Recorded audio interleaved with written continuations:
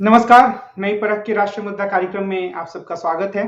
हमारे साथ प्रोफेसर अभय कुमार दुबे हैं और हम इनसे देश की राजनीति के बारे में कुछ सवाल करेंगे।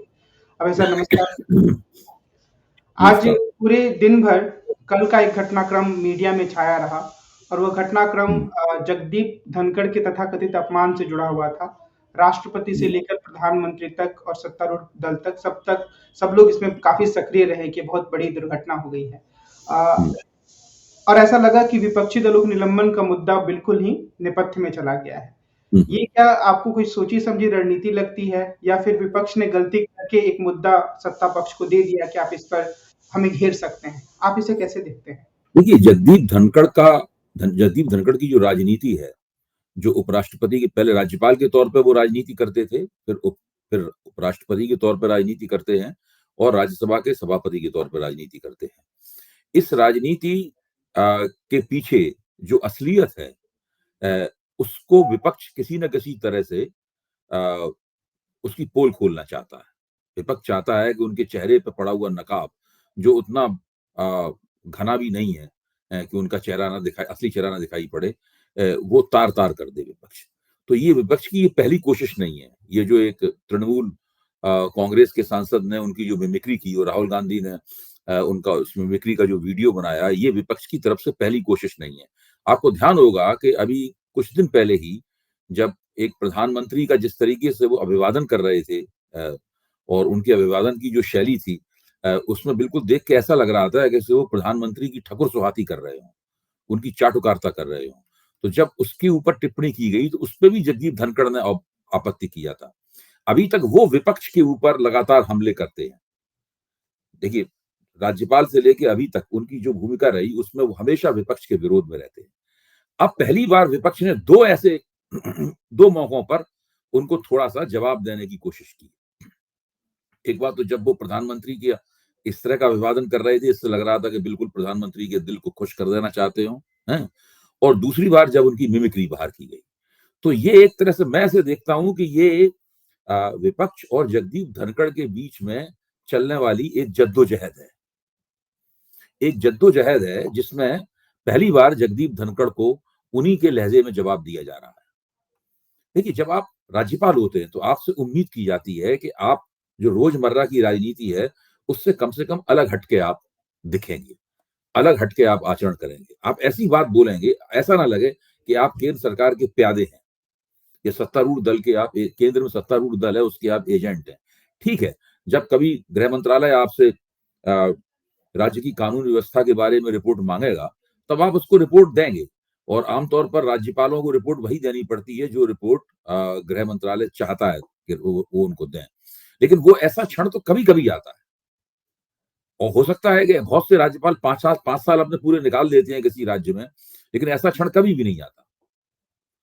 लेकिन आप अगर अपने राज्यपाल के तौर पर अपना पूरे कार्यकाल में आप अ, जो विपक्ष की सरकार है वहाँ पर उसके खिलाफ एक समांतर सत्ता के केंद्र बने रहेंगे। दिन-रात आप मुख्यमंत्री की एक-एक कदम के ऊपर आपत्ति करेंगे। बिल्कुल आप एक कार्यकारी भूमिका निभाते हुए हर जगह कोई घटना होगी, वहाँ मौका मुआयना करने के लिए चले जाएँगे, जो कि आपका काम नहीं है। हर जगह बार-बार इस तरह से अपने आप को पेश करेंगे जैसे कि स्थानीय सरकार पूरी तरह संविधान का उल्लंघन कर रही हो और आप संविधान के रक्षक बन के खड़े हो। अच्छा, फिर आप जब उपराष्ट्रपति बन जाते हैं, तब तो आपकी ये ज़िम्मेदारी और भी बढ़ जाती है कि आप रोज़मर्रा की राजनीति से ऊपर उठे हुए दिखाई दें। और आप देखिए ना, इससे पहले भैरों सिंह शेखावत उपराष्ट्रपति थे। तो भैरों सिंह शेखावत का आचरण क्या था? जगदीप धनखड़ तो भारतीय जनता पार्टी में अपने राजनीतिक करियर में बहुत बाद में जुड़े हैं। भैरों सिंह शेखावत तो जनसंघ के ज़माने से राष्ट्रीय स्वयंसेवक संघ का जो हिंदुत्व का प्रोजेक्ट है उसके साथ थे और फिर भारतीय जनता पार्टी की स्थापना से लगातार उसके साथ थे। उन्होंने कभी इस तरह से काम नहीं किया जिस तरीके से जगदीप धनखड़ करते चले जाते। क्या विपक्ष के सांसदों को कभी भैरों सिंह शेखावत की किसी बात का मजाक उड़ाना पड़ा या उनकी कभी कोई मिमिक्री करनी पड़ी? नहीं, ऐसा नहीं हुआ। जगदीप धनखड़ का आचरण जो है वो अपने आप में बड़ा अच्छा, ये तो आप छोड़ दीजिए। जब वो किसी विषय पे भाषण देते हैं, तो आप उनके भाषणों को देखिए। उनके भाषणों में लगातार इस बात का आग्रह होता है कि जो कार्यपालिका है, कार्यपालिका ही सर्वोपरि है, क्योंकि वो चुनी हुई है, क्योंकि वो इलेक्टेड है, इसलिए वो सर्वोपरि है। और वो ये भूल जाते हैं कि विपक्ष भी चुना हुआ होता है, यानी विपक्ष के चुने हुए होने के कारण उसको जो महत्व मिलना चाहिए वो महत्व देने से तैयार नहीं है। लेकिन जो सत्ता में चुन के आ गया है वो सर्वोपरि है, और वो न्यायपालिका से भी ज्यादा सर्वोपरि है। सुप्रीम कोर्ट का जो अधिकार है संविधान की समीक्षा करने का, उसको वो मानते हैं कि ये तो अधिकार ऐसा नहीं है कि वो धारा को पलट देने की हैसियत रखता हो। तो इस तरह के उनके बहुत से, आप देखिए, फिर दूसरे, एक बार भाषण में मोदी जी को युग दृष्टा बता चुके हैं। भाई, आप उपराष्ट्रपति हैं, आप प्रधानमंत्री में कुछ खूबियां हो सकती हैं, वो प्रधानमंत्री के समर्थकों को, उनके पैरोकारों को, उनके प्रवक्ताओं को कहने दीजिए। और प्रधानमंत्री की खूबी तो उस वक्त ज्यादा खुल के सामने आएगी जब प्रधानमंत्री के विरोधी ये बात बोले। भाई, जवाहरलाल नेहरू और महात्मा गांधी की प्रशंसा तो जो विरोध में खड़े हुए लोग भी किया करते थे। कम्युनिस्ट पार्टी के लोग कहा करते थे कि भाई कोई नेहरू और गांधी कोई इस देश को केवल कांग्रेस के नेता नहीं है, वो तो पूरे देश के नेता है और हमारे भी नेता हैं। यहाँ पे स्थिति यह है कि पूरी तरीके से प्रधानमंत्री की चाटुकारिता की जाती है, और उस चाटुकारिता करने में खुद धनखड़ साहब शामिल हैं उत्साहपूर्वक। और जब उस बात पे आपत्ति की जाती है और उनका थोड़ा सा उपहास भी किया जाता है इस बात पे, तब वो तुरंत इस रूप में सामने आते हैं कि ये संस्थाओं का अपमान हो रहा है। यानी उस वक्त फौरन वो एक संस्था की नुमाइंदगी करने लगते हैं। जब वो सभापति के तौर पर अपना आचरण करते हैं, तब वो संस्था की नुमाइंदगी क्यों नहीं करते? तो ये एक बड़ी भारी समस्या है, और विपक्ष के पास ऐसा कोई तरीका नहीं है जिससे वो जगदीप धनखड़ को उनका असली चेहरा आईने में दिखा सकें। तो विपक्ष ने ये तरीका निकाला है। आज तो उन्होंने ये भी कहा कि जो उनका अपमान हुआ है वह असल में किसानों और जाटों का अपमान है, और वो खुलकर इस चीज को, शब्द का इस्तेमाल कर रहे थे। तो ये भी एक तरीके से राजनीति में हिस्सेदारी करने की तरह ही लगता है कि वो ये मैसेज दे रहे हैं कि उनका अपमान हो रहा है। देखिए, 100% वो, मैं इसीलिए कह रहा हूं कि उनकी एक राजनीति है, और वो राजनीति बहुत ही कुटिलता और चालाकी से भरी हुई राजनीति है, और वो मान नहीं रहे हैं बिल्कुल। और उनको किसी भी किस्म का आंख की शर्म नहीं है उनको। वो बिल्कुल किसी किस्म का संकोच या थोड़ा सा उस तरह से आदमी सोचता है कि भाई हम इस सीमा को पार ना करें। जगदीप धनखड़ ने दरअसल सारी सीमाएं पार कर दी हैं। आप उनके मुकाबले अगर रामनाथ कोविंद जो राष्ट्रपति थे उनका आप आचरण देखें, या आप द्रौपदी मुर्मू का राष्ट्रपति के तौर पर आचरण देखें, तो वो बहुत गरिमामय है उनके मुकाबले आचरण। इनका तो आचरण बिल्कुल ऐसा है कि जैसे वो सत्ताधारी दल और प्रधानमंत्री की इसलिए ठकुरस्वाती कर रहे हैं ताकि जब राष्ट्रपति बनने का मौका मिले तो उनको उनके नाम पर वो लोग विचार करें।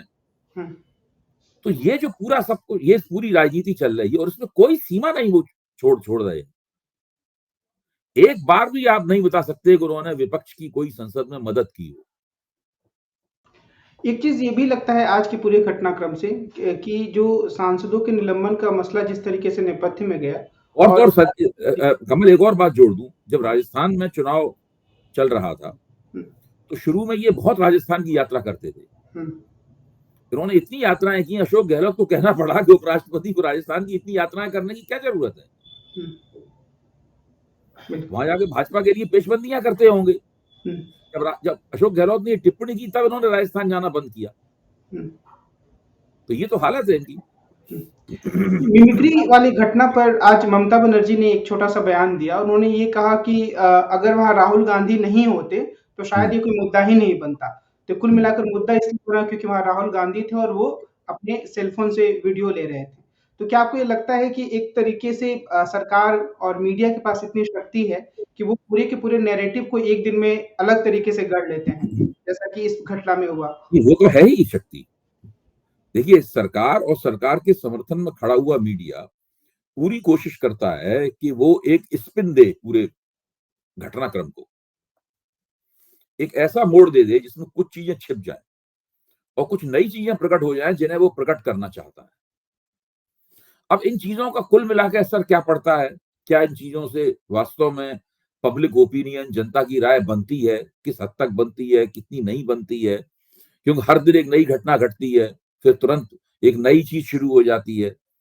तो हर एक के पीछे कोई साजिश है और उस साजिश का कोई एक निश्चित नतीजा निकल रहा है, उसको मापना बहुत मुश्किल है। ऐसा कोई बैरोमीटर नहीं है।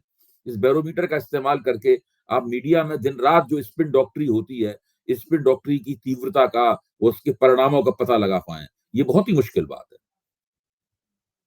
जैसे जो इंडिया गठबंधन की कल बैठक हुई, उसके बारे में भी मैं देख रहा था आज दिन में, तो अधिकांश जो न्यूज़ चैनल है, टीवी चैनल है, उन पर एक तरह की नकारात्मक खबरें ही चल रही थी। जैसे अगर नीतीश कुमार की पार्टी कह रही है कि हमें कोई दिक्कत नहीं है, सब कुछ ठीक है, तभी ये आर्थिक नीतीश कुमार नाराज़ हैं, वो एक बड़ा फैसला लेने वाले हैं, इस तरह की चीज़ें। तो क्या आपको ये लगता है कि ये कुछ नकारात्मक माहौल जानबूझकर ही बनाया जाता है? देखिए, जो जो सरकार समर्थक मीडिया है, वो झूठ का बाजार हमेशा गर्म किए रहता है। उसकी कोई सीमा नहीं है झूठ बोलने की। वो निरंतर सत्तारूढ़ दल के पक्ष में खड़ा हुआ है।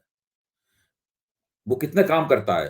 पहली बात तो ये है कि सत्तारूढ़ दल लगातार जो एक खुशफहमी फैलाता रहता है, यानी एक जो हैप्पी नैरेटिव, एक फील गुड नैरेटिव चलाता रहता है, एक तो वो सबसे पहले उसमें योगदान करता है। कभी भी सरकार के दिए हुए आंकड़े, सरकार की सुनाई हुई जो एक खुशनुमा कहानी है, खुशनुमा कहानी को कभी प्रश्नांकित करने की जरूरत नहीं करता। किसी आंकड़े की वो समीक्षा नहीं करता। सरकार जो कहती है, उसी को बड़े-बड़े हरूफों में दिखाता है, ऊंची आवाज में, उसको दोबारा बार-बार जनता को सुनाता है। एक काम तो पहला ये करता है। दूसरा ये काम करता है कि वो लगातार विपक्ष की कमजोरियों को उभारता रहता है। विपक्ष की जो अनेकता, टूट और बिखराव है, उस बिखराव को लगातार रेखांकित करके जनता के सामने लाता रहता है।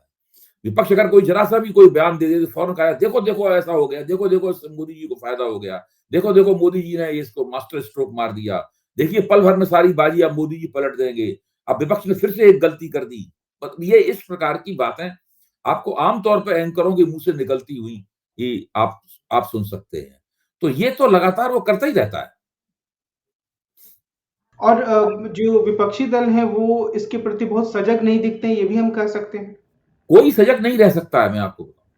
विपक्षी दल अगर चाहें भी तो लगातार सजग नहीं रह सकते। भाई, विपक्षी दल कोई एक पार्टी नहीं है। भारतीय जनता पार्टी एक बड़ी पार्टी, उसमें सब लोग एक सुर से बोलते हैं। थोड़ा बहुत बहुत स्थानीय स्तर के लोग जो है कुछ ऐसी बात बोलते हैं जो शायद केंद्रीय राजनीति को पसंद ना आए, तो उसको नजरअंदाज कर दिया जाता है। और चूंकि मीडिया उनके साथ खड़ा हुआ है, तो मीडिया से भी उस बात को नजरअंदाज करवा दिया जाता है। तो भाजपा के अंदर जो एक से ज्यादा आवाजें जो होती हैं, एक से ज्यादा आवाजें लोगों के सामने निकल के आ नहीं पाती। फिर अभी की नहीं, बहुत पुराना हथकंडा है बीजेपी वालों का कि वो एक मसले के ऊपर उनके बहुत से नेता विभिन्न मुकामों से बयान देते हैं, और तो वो उतना ही बार वो टीवी पे आता है, उतना ही बार वो अखबारों में छपता है। तो एक मुद्दे के ऊपर कई नेता बोलते हैं, और ये मैं बता रहा हूं, ये 90 के दशक से ये हथकंडा उन्होंने अख्तियार कर रखा है। मुझे याद पड़ता है, जब जनसत्ता में काम करता था तो प्रभाष जोशी ने इस बात के लिए आदेश जारी किया था कि किसी एक मुद्दे पे भाजपा के किसी एक नेता का ही बयान छपेगा। ऐसा नहीं होगा कि विनय कटियार ने उत्तर प्रदेश में बयान दिया तो उनका एक सिंगल कॉलम खबर छप गई, दिल्ली में लालकृष्ण आडवाणी ने बयान दिया तो उसकी पहले पन्ने में 3 कॉलम खबर छप गई, उसके बाद एक बयान इलाहाबाद में मुरली मनोहर जोशी ने दे दिया, उसके अंदर के पेजों में डबल कॉलम खबर छप गई। तो एक बयान 4 बार छपा अखबार में। अब पाठक, उस दिनों टीवी ज्यादा होता नहीं था, तो पाठक जितने पन्ने खोलता था, हर बार भाजपा के एक नेता का उसी मुद्दे पे एक बयान दिखता था। प्रभाषी ने इस बात को खास तौर से देखा और उन्होंने कहा कि भाजपा के एक मुद्दे पे केवल एक नेता का बयान ही जाएगा। वो कोई भी एक बार एक तय कर लीजिए किस नेता का बयान जाएगा। एक मुद्दे पर 4 नेताओं का 4 बार बयान नहीं जाएगा। ये उन लोगों का बहुत पुराना हथकंडा है कि मीडिया को किस तरह मैनिपुलेट किया जाए। अब तो वो सत्ता में है, उस वक्त तो विपक्ष में हुआ करते थे। अब तो वो सत्ता में है, अब तो पूरी तरीके से आप जानते हैं, मैं आपके सामने तथ्यों को रख चुका हूं कि किस तरह एक जो मंत्रियों का ग्रुप बनाया गया था, इसका काम ही था कि मीडिया को ये समझाना, इन तरकीबों को खोजना कि किस तरह मीडिया से एक गुड न्यूज दिलवाई जाए लगातार जनता को। तो ये सब बहुत ही नियोजित तरीके से हो रहा है, और इसमें भारतीय जनता पार्टी और मौजूदा सत्तारूढ़ प्रतिष्ठान बेहद सफल है। एक खबर जो आई वो मीडिया से ही छनकर आई कि अखिलेश यादव इस बात को लेकर काफी व्यग्र हैं कि कांग्रेस की बातचीत बहुजन समाज पार्टी से भी पीछे से चल रही है, और उन्होंने एक तरीके से कहा कि बहुजन समाज पार्टी की एंट्री को वो स्वीकार नहीं करेंगे। तो ये सूत्रों के हिसाब से ये खबर है, लेकिन क्या आपको लगता है कि ये एक अखिलेश यादव का ज़्यादा गहरा आत्मविश्वास है या एक भय है कि बसपा ज़्यादा देखिए, जगह ले? कांग्रेस को सिद्धांततः ये तय करना होगा कि वो उत्तर प्रदेश में किसके साथ समझौता करना उनकी प्राथमिकता है। समाजवादी पार्टी के साथ समझौता करना उनकी प्राथमिकता है कि बहुजन समाज पार्टी के साथ समझौता करना उनकी प्राथमिकता है। बहुजन समाज पार्टी इंडिया गठबंधन की सदस्य नहीं है, समाजवादी पार्टी इंडिया गठबंधन की सदस्य है। अगर कांग्रेस बीएसपी के साथ में कोई बैक चैनल टॉक करना चाहती है, पीछे से बातचीत करना चाहती है, तो इसमें कोई बुरी बात नहीं है अपने आप में, लेकिन वो अखिलेश को विश्वास में लेकर करनी चाहिए। अगर वो अखिलेश को विश्वास में लेकर करें तो फिर उनको ज्यादा लाभ होगा उससे। क्योंकि देखिए, अगर कांग्रेस की बीएसपी के साथ बातचीत हो जाती, समझौता हो जाता है, और समाजवादी पार्टी अलग लड़ती है और कांग्रेस और बीएसपी अलग लड़ती है, तो आप क्या समझते हैं, भाजपा को बहुत ज्यादा लाभ होगा उसमें? भाजपा को चुनौती तभी तो मिल सकती है जबकि तीनों पार्टियां आपस में जुड़ जाएं, जो काफी मुश्किल काम है, लेकिन यही करने से ही भाजपा को चुनौती दी जा सकती है। तो अगर कांग्रेस मायावती के साथ अलग से बात कर रही है तो एक तरह से ये स्वागत योग्य है, लेकिन इसमें उन्हें अखिलेश को विश्वास में ले लेना चाहिए कि जो कुछ होगा हम सब लोग मिलजुल के करेंगे।